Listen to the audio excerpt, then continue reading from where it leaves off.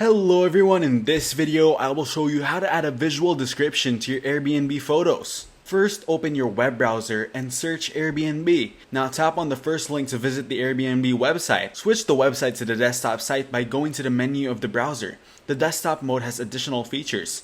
Next, tap the profile icon on the top and select Login. You can continue with Google and then choose your Google account to continue. Enter your personal details to finish signing up. It includes your name, date of birth, and contact info. After entering the details, tap Agree and Continue. Now agree to their community commitments. To create your profile, tap Continue and then confirm your phone number. Go to the Airbnb Your Home tab at the top bar. Now slide the given bar to manage how much you can earn. Tap the Ready to Airbnb It option on the top. Next, go to the Listing tab and select the Home option.